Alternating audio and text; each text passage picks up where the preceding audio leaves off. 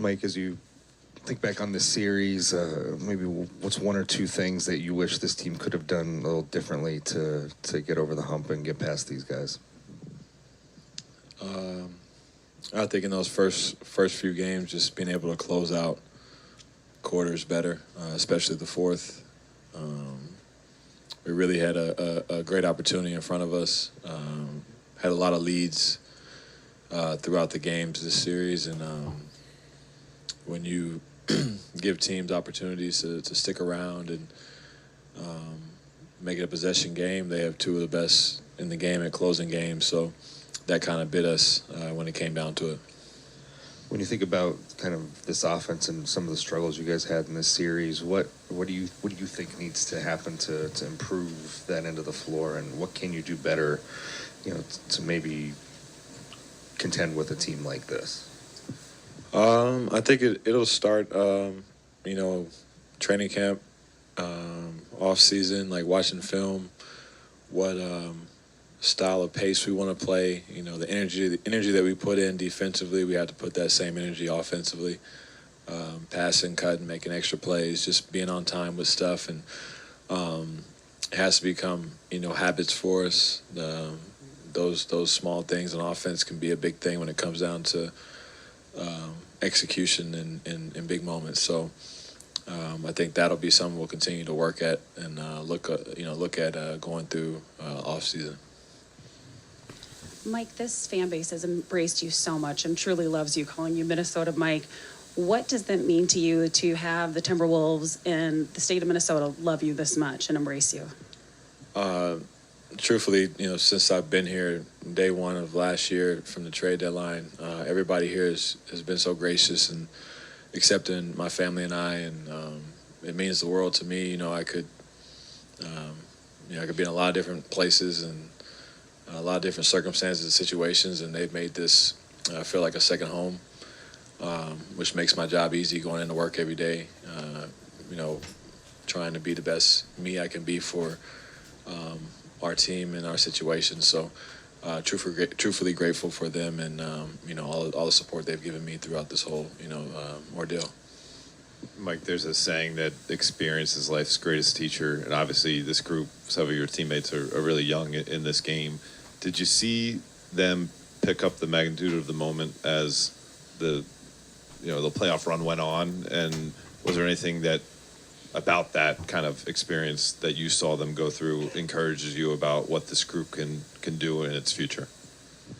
Yeah, I think in each series we had moments where we had individual guys, a group of guys who had to either make sacrifices or change the way they played just for the sake of our team. You look at Ant, his playmaking ability throughout the playoffs just kept improving.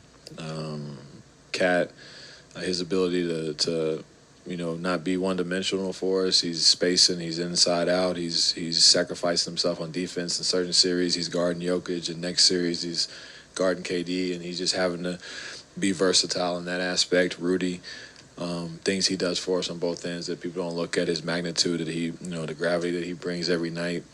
Jaden, I mean, he's a guy that doesn't get any credit, for actually what he does and brings to our team on a nightly basis, and see him just continually grow as an offensive player. Everybody, you can go down a list of guys that have really shown up and allowed us to even have this opportunity in the first place. So we can take something from that, and I think those guys will be, itching to get back to this position again. Mike, both Nikhil and Rudy searching for things, areas of growth. Both mentioned mental toughness. How do you develop mental toughness?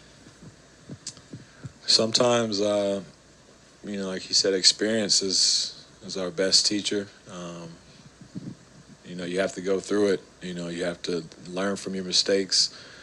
You have to feel what we feel right now. It's something that these guys will never forget, and hopefully push and motivate them to work on themselves. Work on themselves in every moment that we get. Opportunity to be where we're at right now, and I think the guys just we all want to be better, and mental toughness is something that it's not easy to just attain and get overnight. But like I said, those lessons will help you. Mike, is it harder to be this close and not quite get there, or is it tougher like last year when you're out early, and how do you handle it? No, this is way tougher, because I feel like we were right there. I felt like early in the series that we had a couple games that we let slip that could have really turned this series, and we could be looking at things a lot different right now. So it's really frustrating, and but these things don't happen by chance. It's part of the journey for a lot of us, and we're meant to be here, and we have to learn from it. You said before the before the playoffs started about not taking for granted that progress will just come linearly. What do you think? What is the most important thing that this team has to happen this offseason to make sure that you can build on this and that this wasn't the end of the road that way? I think a lot of it is our mentality for this situation. We have to once again believe that this isn't our ceiling. This is steps towards our goal. Ultimate goal is to be a championship team, and we made strides. We did. We really did. We had opportunities, and the West isn't going to get easier. Next year it'll be a much tougher road, but we have now felt as a group playing against a team like Dallas what a championship level team is playing and how high level you have to play at, sense of urgency you have to have, and hopefully that's something that we hang on to going into the offseason to get us prepared for the long run back here. It seemed, Mike, like all year this team's offense was kind of reliant on the defense to get it going. How do you guys make another step on that end of the court? So if you do run into a team that's hitting shots, that you can kind of go blow for them with your offense? You got to try to find a way to improve on that. Whether that's schematically or how we play our personnel and units that we have that we run out there together. Experiment with small ball lineups or whatever it is to make us attack differently.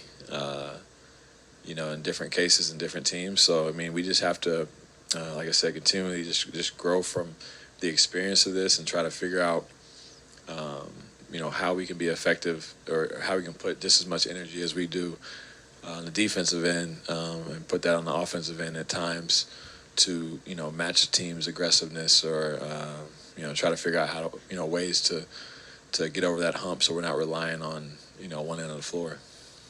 Mike, kind of along those lines offensively, I think when we zoom out and look at this season or look back at the regular season and the offense was below average, does it feel that way, or how many things need to happen to get to that level where you are a top 10, top 5 offensive team?